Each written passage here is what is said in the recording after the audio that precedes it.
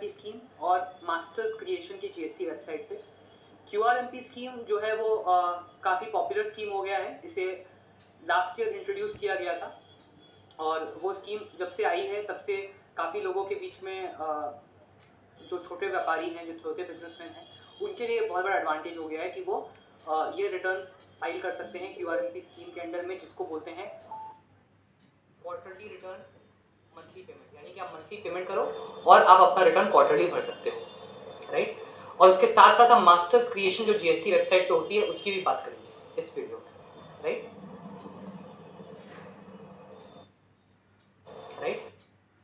और यह QRMP scheme के अंडर में जिसको बोलते हैं क्वार्टरली रिटर्न मंथली पेमेंट। यानी कि आप मंथली पेमेंट करो और आप अपना रिटर्न क्वार्टरली भर सकते हो, राइट।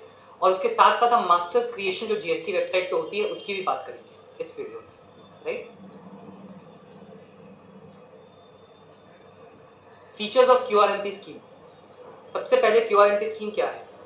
QRMP स्कीम आपको अलाउ करता है कि आप रिटर्न क्वार्टरली फाइल करो और आप पेमेंट ऑफ टैक्सेस मंथली करो if the aggregate turnover of the preceding financial year is less than 5 crores। अगर आपका 5 करोड़ से कम का टर्नओवर पिछले महीने था, राइट, तो इन दैट केस आपके पास ऑप्शन है कि आप अपना पेमेंट मंथली करो और रिटर्न क्वार्टरली फाइल करो, right. Aggregate turnover provided on the portal for the preceding financial year. आपका कितना एग्रीगेट टर्नओवर है आप जीएसटी पोर्टल पे डिस्क्लोज कर सकते हो। और जीएसटी पोर्टल में वैसे तो वो रहता ही है, बट आप चाहो तो अगर कोई गलती है उसमें आप ऑल्टर कर सकते हो। पिछले साल का टर्नओवर अगर 5 करोड़ से कम था अगर आपका, तो आपको ये स्कीम में जाने का ऑप्शन है, अदरवाइज आपको मंथली ही करना होगा। अब हमें ये बात ध्यान में रखनी है, क्वार्टरली रिटर्न में मंथली पेमेंट जैन 21 से अवेलेबल किया गया, जैसे मैंने आपको बताया पिछले साल से अवेलेबल किया गया था। For select tax payers is allowed only if, कब आपको ये स्कीम अलाउड है? Return for previous month is furnished before availing the option. यानी कि आप पिछले महीने का रिटर्न अपना फाइल कर चुके हो, जिस भी महीने में आप इसको ऑप्ट करते हो, अगर आपका ड्यू डेट आ चुका था तो आपको पिछले महीने का रिटर्न अपना फाइल करके रखा हुआ होना चाहिए। Where option exercised once, a person will continue to furnish the return as per the selected option unless the option is revised। इसका मतलब अगर आप क्वार्टरली रिटर्न में आप ऑप्ट कर रहे हो, जनवरी से मार्च का आप क्वार्टरली रिटर्न ऑप्ट कर रहे हो, तब कंटिन्यूअसली क्वार्टरली रिटर्न फाइल करो और आपको मंथली रिटर्न में जाना ही नहीं होगा। कंटिन्यूअसली फाइल करो अनटिल लेस आप मैनुअली जाके उस ऑप्शन को चेंज करते हो, तो आपका ऑप्शन ऑटोमेटिकली वो क्वार्टरली ही रहेगा अनटिल लेस आप जाके उसको मैनुअली मंथली करो, तो वो कंटिन्यूअस होता रहेगा।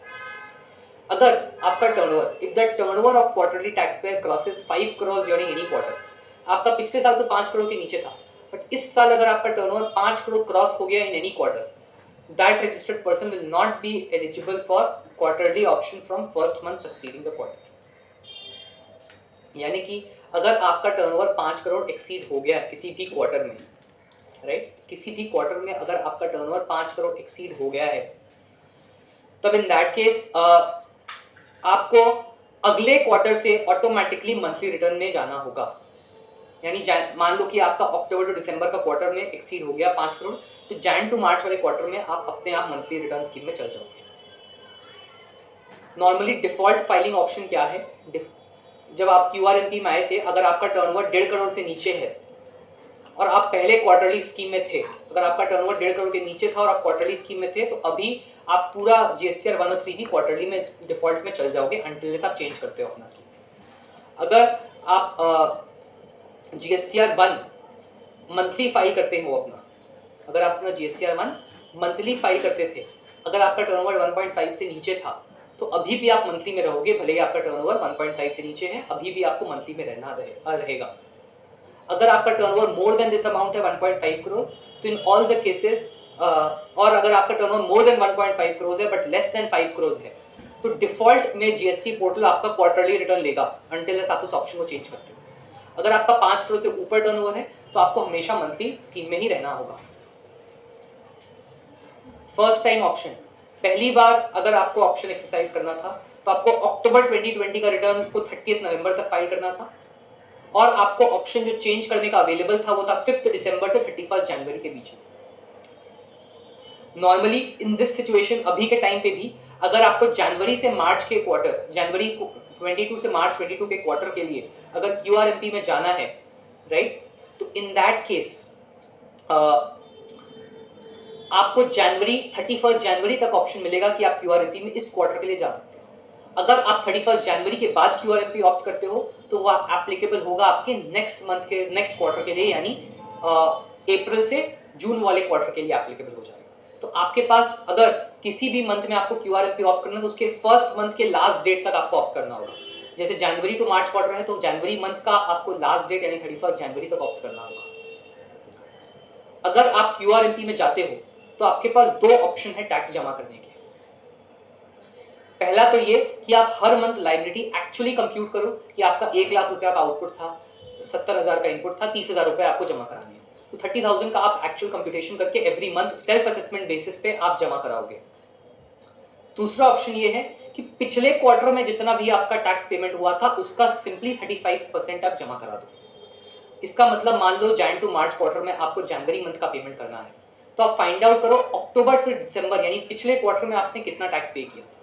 अज्यूमिंग आपने 1 लाख रुपए पे किए थे, 1 लाख रुपए का 35% इज 35,000, तो आप 35,000 जनवरी में पेमेंट कर दो, नेक्स्ट मंथ में आप और 35,000 पेमेंट कर दो, और एक्चुअल में मान लो आपकी लायबिलिटी आती है 1,20,000 3 महीने के बाद, तो आपने 70,000 तो ऑलरेडी पेमेंट कर दिया था, तो बैलेंस सिर्फ आपको 50,000 पेमेंट करना होगा, और फिर आप 3D में 1,20,000 रुपए यूज करके टैक्स का पेमेंट कर सकते हो, राइट। अगर आप मानो कि पिछला क्वार्टर आपका क्यूआरएमपी में नहीं था, जैन टू मार्च में तो आप क्यूआरएमपी में हो, बट अक्टूबर टू दिसंबर में आप क्यूआरएमपी में नहीं थे, आप मंथली स्कीम में थे, राइट। तो इन दैट केस दिसंबर मंथ में आपने जो टैक्स का पेमेंट किया as it is self assessment basis पे आप जमा कराओ जनवरी मंथ में, as it is self assessment basis पे जमा कराओ फरवरी मंथ में, और मार्च में आप कंप्यूट करो कि आपके हिसाब से कितना टैक्स होना चाहिए माइनस जो आपने ऑलरेडी जमा करा दिया। अगर मानो कि आपने 2 मंथ में ज्यादा जमा करा दिया था, आपने 1 लाख रुपए जमा करा दिया, आपकी लायबिलिटी बन के आती है 80,000 रुपए खाली, तो आप 20,000 का रिफंड ले सकते हो। इसलिए मैंने आपको बताया टैक्स पेमेंट करने के दो सिस्टम है, एक सेल्फ असेसमेंट, एक फिक्स सम। सेल्फ असेसमेंट में आप actual liability every month compute करके जमा कराओगे, और फिक्स सम बेसिस में क्या होता है, फिक्स सम बेसिस में आप पिछले क्वार्टर का 35% लो और जमा कराते जाओ, राइट। अगर पिछला क्वार्टर आपका नॉर्मल स्कीम में था, मंथली स्कीम में था, तो पिछले मंथ का आप लो, दिसंबर मंथ का टैक्स लो और आप उसका अमाउंट जमा करा सकते हो। अब क्यूआरएमपी का सबसे बड़ा डिसएडवांटेज क्या है, जो आपसे खरीदते हैं, मैं सेलर हूं, आप बायर हो, मैं क्यूआरएमपी में हूं, मैं अपना सारा जीएसटीआर 1 में डिटेल्स डिक्लेयर करूंगा अप्रैल मंथ में जनवरी टू मार्च क्वार्टर के लिए, राइट। सो आपको जीएसटीआर 2A 2B में दिखेगा अप्रैल मंथ में, बट आपका तो इनवॉइस आपने रिसीव कर लिया था जनवरी में, आप उसका आईटीसी लेना चाहते हो जनवरी में, आप उसका आईटीसी लेना चाहते हो जनवरी में, right. So in that case अगर आप उसका आईटीसी जनवरी में लेना चाहते हो और मैं अप्रैल में जमा करा रहा हूं, तो आपके लिए वो मिसमैच का कारण बन जाएगा जब आप 2B 3D मैचिंग करोगे तब। इसलिए आपको एक फैसिलिटी मुझे दिया गया है आईएफएफ का, जिसको बोलते हैं इनवॉइस फर्निशिंग फैसिलिटी। इसका क्या मतलब हुआ कि मैं जीएसटीआर 1 तो आराम से जमा कराऊं, कोई बात नहीं, बट अगर कोई भी इनवॉइस ऐसा है जो मुझे लगता है जरूरी है, जो मुझे आज दिखाना जरूरी है अपने रिटर्न में, तो उसको मैं आईएफएफ के थ्रू अपने रिटर्न में आज दिखा दूंगा, राइट। 50 लाख रुपए तक का इनवॉइस मैं इस मंथ में दिखा सकता हूँ, यानी जनवरी मंथ का रिटर्न मैं वैसे तो जीएसटीआर 1 क्वार्टरली फाइल करूंगा, बट जनवरी मंथ के एंड में एक आईएफएफ का ऑप्शन आएगा 13th तक, यानी जनवरी मंथ के लिए 13th ऑफ फरवरी तक का ऑप्शन है, जिसमें मैं आईएफएफ के थ्रू कोई भी इनवॉइस को अपलोड कर सकता हूँ। अगर मैं आईएफएफ के थ्रू अपलोड करता हूँ तो सामने वाले को उसका आईटीसी मिल जाएगा, राइट। आईएफएफ अवेलेबल कब से कब तक है, 1st से 13th, जैसे मैंने आपको बताया 1st फरवरी से 13 फरवरी तक आईएफएफ के थ्रू कोई भी इनवॉइस को जनवरी मंथ का डिस्क्लोज कर सकते हो अगर आप क्यूआरएमपी स्कीम में हो, राइट। सो आप क्यूआरएमपी में हो तो आप फिर भी आईएफएफ के थ्रू इनवॉइसेस को फरवरी में डिस्क्लोज कर दिए, सामने वाले को आईटीसी मिल गया उसका। कोई भी इनवॉइस जो आपने ऑलरेडी आईएफएफ के थ्रू डिस्क्लोज कर दिया, दोबारा जीएसटीआर 1 में उसको डिस्क्लोज करने की जरूरत नहीं है। ये कंटिन्यूअस अपलोड फैसिलिटी है, आप रेगुलर अपलोड कर सकते हो 1st से 13 तक, रेगुलर अपलोड करते जाओ 13 तक, और सामने वाले को उसका आईटीसी मिलता रहेगा। IFF not required to be filed again in GSTR 1, मैंने आपको बताया ये ऑलरेडी। अब जो मैंने आपको बताया कि आपको मंथली पेमेंट करना है, अब उसका ड्यू डेट क्या है, जैसे जनवरी टू मार्च क्वार्टर है, आप जैन मंथ का पेमेंट करना चाहते हो, तो आपको ड्यू डेट कब तक करना है, 25th ऑफ फरवरी तक, फरवरी मंथ करना चाहते हो तो 25 ऑफ मार्च तक, मार्च करना चाहते हो तो मार्च तो आप जीएसटी फ्री फाइल करोगे। उसका ड्यू डेट क्या है मैंने आपको बताया था पिछले वीडियो में, 22 या फिर 24, depending on the kind of tax payer you are, उसका ड्यू डेट एक्सटेंडेड है, राइट। अगर आप कैटेगरी 1 स्टेट्स में हो तो 22, कैटेगरी 2 स्टेट्स में हो तो 24। कैटेगरी 1 कैटेगरी 2 स्टेट्स क्या है उसके लिए आप लास्ट वीडियो देख सकते हो। Proviso to 61(3) for the first month take into account balance already into cash ledger. आप मानो कि आपके हिसाब से जो आपने कंप्यूट किया तो 35,000 का टैक्स निकला, राइट, बट आपके 10,000 रुपीज ऑलरेडी कैश लेजर में बैलेंस पड़ा हुआ था, कैश लेजर में आपने ऑलरेडी 10,000 रख के रखा था, तो बैलेंस 25,000 आप जमा करा दोगे। सेकेंड मंथ में जैसे मैंने आपको बताया, वापस से आप मानो कि आपके पास बैलेंस पड़ा हुआ था सेकेंड मंथ में, मान लो 1 लाख रुपया, लेकिन 2 महीने के एंड में आपका जो कंप्यूटेशन है सेल्फ असेसमेंट या फिक्स सम बेसिस पे होना चाहिए था 1,20,000, तो बाकी 20,000 सिर्फ कैश लेजर में जमा करा सकते हो। Amount deposited to be debited while filing the return for the said quarter in GSTR 3B. If any excess remains in the cash ledger, refund of balance can be claimed after filing of 3B for the quarter. इसका मतलब आपने पहले month 35,000 जमा कराया, second month वापस 35,000 जमा कराया, आपके पास 70,000 पड़ा हुआ है, थर्ड मंथ के एंड में आप देखते हो कि आपकी लायबिलिटी 80,000 है, तो आप 70,000 यूज कर सकते हो, बाकी 10,000 और जमा करा दो। 10,000 आपने और जमा कराया, 80,000 को आप यूज कर लो for payment of taxes. Assuming आपका 70,000 लायबिलिटी निकल के आता ही नहीं है, आपकी लायबिलिटी निकल के आती है 60,000 रुपीज, तो बैलेंस 10,000 का आपको रिफंड मांगना होगा गवर्नमेंट से, राइट। जैसे कि मैंने आपको बताया ऑप्शन सिलेक्ट करने का आपके पास कब है उपाय, अप्रैल टू जून के लिए 1 फरवरी से 30 अप्रैल, यानी कि आपको कब तक सिलेक्ट करना होगा, फर्स्ट जो भी क्वार्टर है उसके फर्स्ट मंथ के आखिरी डेट तक, यानी 30 अप्रैल टू जून क्वार्टर के 30 अप्रैल तक। कब से सिलेक्ट कर सकते हो, पिछले महीना के सेकंड मंथ से, यानी 1 फरवरी से 31 जनवरी तक तो आप सिलेक्ट करते तो जनवरी से मार्च क्वार्टर के लिए करते, 1 फरवरी से अगर आप करोगे तो अप्रैल से जून क्वार्टर के लिए नेक्स्ट ईयर का करोगे। और जब भी आप करोगे सिलेक्ट, आपका लास्ट रिटर्न फाइल होना चाहिए, आपका जो आपने लास्ट रिटर्न किया था वो फाइल होना चाहिए। डिफरेंट जीएसटीआईन्स में opt for different schemes, that is QRMP and otherwise. इसका मतलब हर जीएसटीआईएन अपना अलग अलग स्कीम ऑप्ट कर सकता है, यानी आपका रजिस्ट्रेशन दिल्ली में है, आपका एक रजिस्ट्रेशन महाराष्ट्र में है, सो आप चाहो तो दोनों रजिस्ट्रेशन के लिए अलग अलग, एक में आप क्यूआरएमपी, एक में नॉर्मल स्कीम आप ले सकते हो, right. IFF is optional and may not be opted for, जैसे मैंने आपको बताया जरूरी नहीं है कि आप आईएफएफ में करो, आपको एक फैसिलिटी दी गई है कि आपको मंथली अपना इनवॉइस अपलोड करना है तो आप आईएफएफ में करो, अगर आपको नहीं करना तो आप आराम से उसको जीएसटीआर 1 में दिखाओ, देयर इज नो इशू। अगर आप मानो कि आपका लायबिलिटी निकल के आ रहा था 50,000 रुपए, उसमें से आपके पास 60,000 rupees already cash ledger credit ledger में पड़ा हुआ था उस महीने, तो आपको क्यूआरएमपी के अंडर में कुछ भी डिपॉजिट ही नहीं करना है, क्योंकि आपका credit is more than cash, credit is more than the amount of tax liability. या फिर अगर आपका 50,000 लायबिलिटी था, 40,000 क्रेडिट में था, 20,000 कैश लेजर में पड़ा था, ऑलरेडी आपके पास एक्सेस बैलेंस पड़ा हुआ है ऑनलाइन, तो आपको कुछ भी डिपॉजिट नहीं करना। Tax deposit in first 2 months can be used for 3B and cannot be refunded before 3B is filed for the quarter. यानी कि फर्स्ट 2 मंथ्स में जो भी आपका अमाउंट आप डिपॉजिट करते हो कैश लेजर में, जो मैं आपको बताया 25 तारीख तक आपको करना है, वो आपके कैश लेजर में बैलेंस पड़ा रहेगा, वो आपकी कैश लेजर में आपको बैलेंस दिखेगा। जब भी आप अपना रिटर्न फाइल करते हो उस कैश लेजर के बैलेंस को आप यूज कर सकते हो, right. If a person filing quarterly return cancels registration, he is still required to file return in GSTR 3B for the relevant period। अगर आप मानो कि मैंने क्वार्टरली रिटर्न फाइल किया और मेरा जनवरी से मार्च का मैंने क्वार्टरली रिटर्न के लिए मैं ऑप्ट करके रखा हूँ, मेरा 15 फरवरी को रजिस्ट्रेशन कैंसिल हो गया, तो भी मुझे 1 जनवरी से लेकर 15 फरवरी तक का GSTR 3B फाइल करना जरूरी है। No interest applicable in case of deficit if tax is paid under fix sum method. जैसे कि मैंने आपको बताया एग्जांपल, आपने 35% ऑफ 1 लाख पिछले क्वार्टर का देखते हुए फिक्स सम मेथड में पेमेंट कर दिया, 35,000 फर्स्ट मंथ में किया, 35,000 नेक्स्ट मंथ में किया, यानी कि आपने टोटल 70,000 का पेमेंट कर दिया, राइट। अब आपकी लायबिलिटी निकल के आती है 3 महीने के बाद 2 लाख रुपए, राइट। सो 35 + 35 70,000 था, आपकी लायबिलिटी निकल के आई 2 लाख रुपए, राइट। 1,30,000 का डेफिसिट है आपका, तो वो डेफिसिट जो 1,30,000 का है, आप चाहो तो वो डेफिसिट का पेमेंट थर्ड मंथ में आप कैश लेजर में जमा करा के कर सकते हो। क्या इसके ऊपर इंटरेस्ट आएगा? आंसर इज नो, क्योंकि आपने लॉ का कंप्लायंस किया, आपने 35% जमा करा दिया, तो आपको दोबारा इंटरेस्ट इसके ऊपर नहीं देना होगा। If 3B is furnished late, interest is applicable on net tax liability after reducing ITC. अगर आपने 3B अपना लेट फर्निश किया है, 3B अपना लेट से फाइल किया है, interest will be applicable on net tax liability after reducing ITC.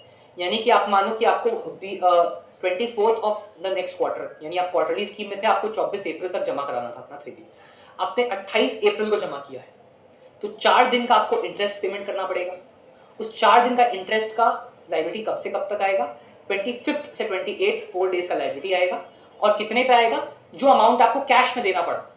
यानी कि अगर आपका अमाउंट मानो कि 2 लाख रुपए है, राइट, आपने उसमें से 1,80,000 क्रेडिट से दिया है, 20,000 रुपए आपका कैश से दिया है, तो 20,000 रुपए जो नेट टैक्स लायबिलिटी है, सिर्फ उसके ऊपर आपका इंटरेस्ट 4 दिन तक का कैलकुलेट होगा, right. Interest based on self assessment can be easily computed based on due and actual date of tax payment. Interest अगर आपका जो कंप्यूट होगा वो होगा based on self assessment, right. Interest आपका जो कंप्यूट होगा वो होगा based on self assessment, based on the due and actual date of tax.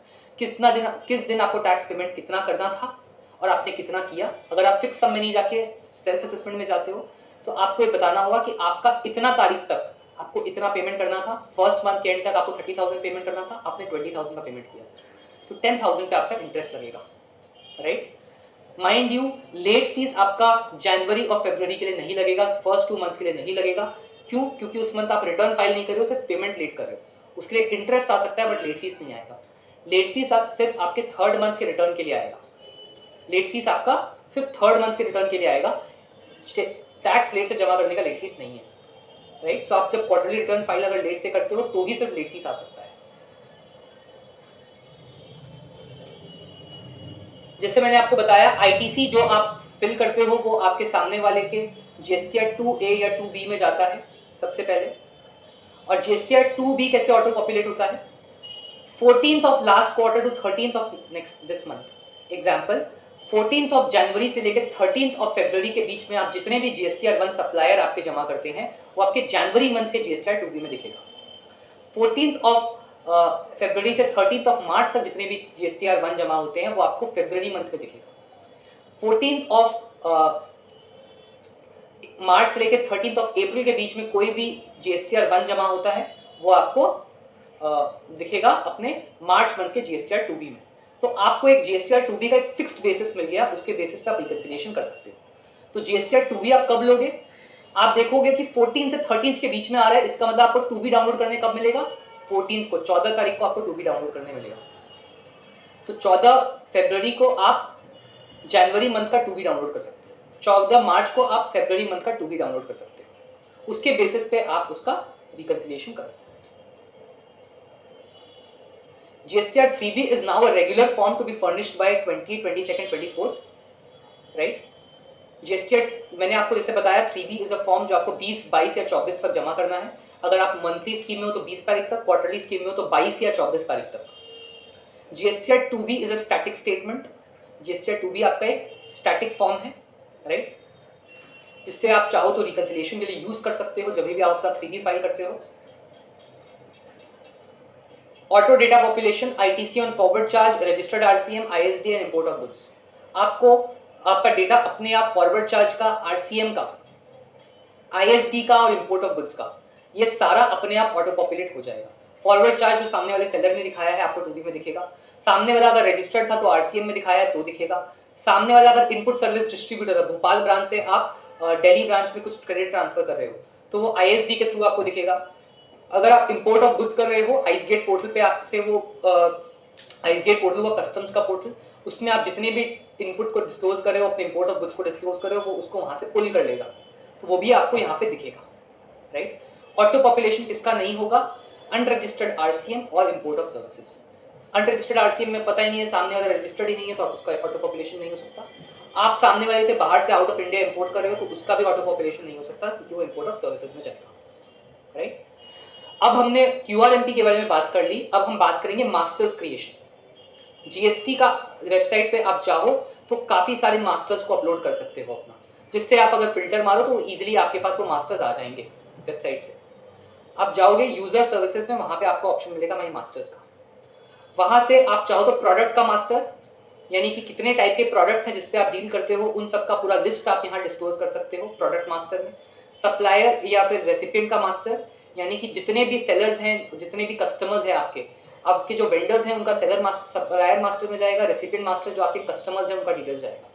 उसके बाद जब आप पूरा मास्टर्स भर लेते हो अपना जीएसटी पोर्टल पे, आप तो उसको चाहो तो डाउनलोड कर सकते हो, पूरे मास्टर्स को आप डाउनलोड कर सकते हो। और अगर आप मानो कि आप चाहते हो कि आप मास्टर का फाइल को एक बार डाउनलोड करके फिर पूरा फाइल को एक्सेल में भर के फिर अपलोड करो तो सारे मास्टर्स एक साथ दिख जाएं, तो आपको यहाँ पे अपलोड माई मास्टर का ऑप्शन है, राइट।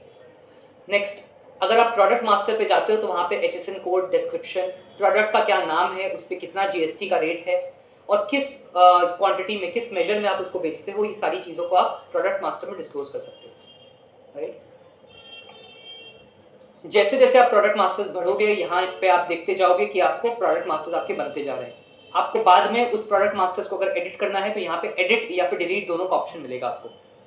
उस प्रोडक्ट मास्टर को आप एडिट या डिलीट दोनों चाहो तो कर सकते हो। जैसे कोई चाहो तो शिकोरी रूट्स, लोकस बीन्स, सीवीड्स, ये सारी चीज़ों का HSN कोड यहाँ देते जा रहे हैं, उन सबका जीएसटी रेट के साथ उसको अपलोड करते जा रहे हैं वेबसाइट। फिर आपको दिख जाएगा कि हर जीएसटी रेट के कितने सारे रिकॉर्ड्स हैं आपके पास ऑनलाइन। फिर आप चाहो तो सप्लायर या रेसिपिएंट का मास्टर डाल सकते हो। सप्लायर रेसिपिएंट का डिटेल्स आप डालो और आप सिलेक्ट कर लो कि वो सप्लायर है, आपके वेंडर है, या रेसिपिएंट है यानी आपके कस्टमर है। उनका GSTN नंबर, उनका लीगल नेम, उनका निकनेम, ट्रेड नेम, आप जो चाहो वो यहाँ दिखा सकते हो और वो आप फिर समरी अपलोड कर दो। सप्लायर और रेसिपिएंट के सारे डिटेल्स आपको ऑनलाइन दिख जाएंगे और वहाँ पे आपको दिख जाएगा उनका वेदर रजिस्ट्रेशन इज एक्टिव या फिर registration is cancelled. GSTR1 master creation, आप ऑनलाइन, जैसे मैं आपको बताया, आपको अगर B2B में किसी GSTIN के थ्रू, अगर आप मानो कि आप B2B का आप GSTR1 में एंट्री कर रहे हो तो इन दैट केस आपके पास ऑप्शन है कि आप एंट्री करते वक्त उसको मास्टर में ऐड कर सकते हो उस इनवॉइस को, राइट। तो ये आपको यहाँ पे जितने भी टैक्स पेयर्स हैं उनमें कितने सप्लायर है, कितने रेसिपिएंट है, उसका मास्टर्स का लिस्ट दिख जाएगा। जैसे मैंने आपको बताया, आपके पास दूसरा ऑप्शन ये है कि आप मास्टर्स का लिस्ट डाउनलोड कर लो, राइट। अब मास्टर्स जितने भी आपके हैं आप उसको एक्सेल में डाउनलोड कर लो। अगर आपको ऑफलाइन उसको डाउनलोड करके रखना है, फिर उसमें कुछ ऐड करके फिर एक साथ अपलोड करना है, तो आप उसको download my master Jason for offline tool भी कर सकते हो। ऑफलाइन टूल में आप सारे मास्टर्स को इंपोर्ट कर लिए, ये भी ऑप्शन है आपके पास। आपके पास जब वो मास्टर्स आ गए तो आप उसको एक्सेल में इस तरह से देख सकते हो, सारे मास्टर्स के आपको लिस्ट मिल जाएंगे। अगर आप मास्टर्स को जेसन टूल में जेसन फाइल इंपोर्ट करते हो ऑफलाइन टूल के लिए, तो आप मास्टर्स में जाके ओपन डाउनलोडेड जेसन फाइल करो, तो आप वहां पे चाहो तो ओपन कर सकते हो अपना जेसन फाइल। वहां पे आप चाहो तो पूरा मास्टर जेसन फाइल का ऑफलाइन टूल से इंपोर्ट करके डाल सकते हो। फिर आप चाहो तो प्रिपेयर या व्यू करो, उसमें आपको ऐड लेस कुछ भी चेंज करना है या देखना है मास्टर्स, देख सकते हो आप, राइट। उसके बाद आप ये है आपका ऑफलाइन टूल। ऑफलाइन टूल के थ्रू अगर आपको एक्सपोर्ट करना है, ऑफलाइन टूल में आपने जेसन इंपोर्ट किया अगर अपना, तो आपको सारे जो लिस्ट हैं, जो मास्टर्स जो आपके वेबसाइट पे दिख रहे हैं वो दिख जाएंगे। उसमें से आपको कुछ एडिट करना है, डिलीट करना है, वो सारी चीजें आप यहाँ कर सकते हो। सप्लायर रेसिपिएंट मास्टर में भी आप सेम चीज कर सकते हो। अब आपके पास मास्टर्स में क्या क्या ऑप्शन है कि या तो आपने जितना डेटा है आप पूरा फ्रेश करना चाहते हो, पूरा डेटा को डिलीट कर दो, या फिर आपको कुछ कुछ डेटा को डिलीट करना है तो आप कुछ कुछ को भी कर सकते हो। और उसके बाद आप चाहो तो जनरेट जेसन फाइल करके अपलोड कर सकते हो, सारे मास्टर फाइल्स आपको ऑनलाइन दोबारा दिख जाएंगे। अगर आप अपलोड करते हो जेसन, तो आपको ऑनलाइन अपलोड करने के बाद ये सारे डिटेल्स वेबसाइट पे दिख जाएंगे, जिसको आप वेबसाइट पे जाकर भी एडिट और डिलीट कर सकते हो। विद दिस ये सेशन जो मास्टर्स के बारे में और QRMP के बारे में बात किए थे, we come to the end of this session. Thank you so much for giving a very patient hearing to me. Thank you.